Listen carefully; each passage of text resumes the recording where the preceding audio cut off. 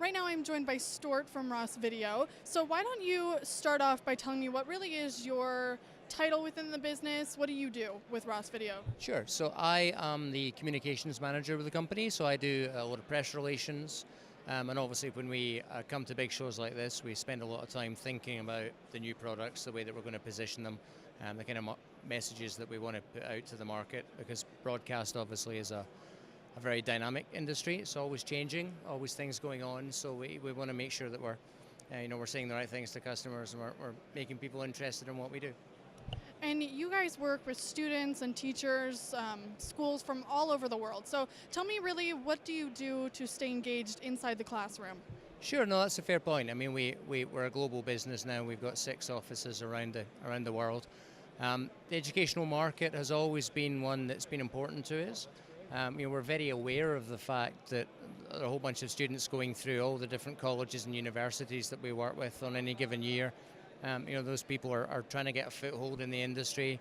So from various things that we've done, like some sponsorship activities and things like that, especially in the UK, I mean, we do a lot with my home market. We do a lot with Loughborough University and Southampton Solent on the south coast of England, and Ravensbourne, which is one of the big media colleges in London. We do a lot of work with them to try and help them to educate their students, and also again just familiarity with the products. People tend to, it's a bit like taking driving lessons. You tend to learn on a particular car, and that's a car that you're very familiar with and comfortable with. So again, I think from a slightly selfish perspective, if we can get students happy and comfortable working with our products, then hopefully as they progress in their careers, they'll remember us.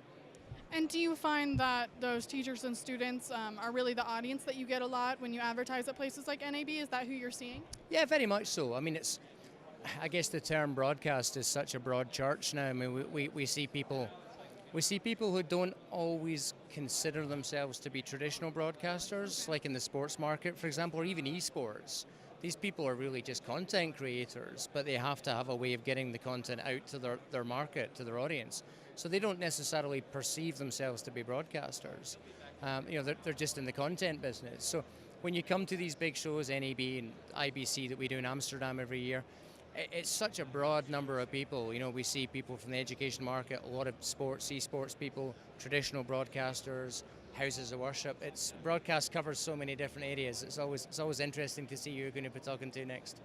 Oh yes, and evolution of the business is something we have heard about and seen a lot today. So it's great to see a company that's really keeping up with the times. So thank you so much for taking the time to talk with us. Appreciate it.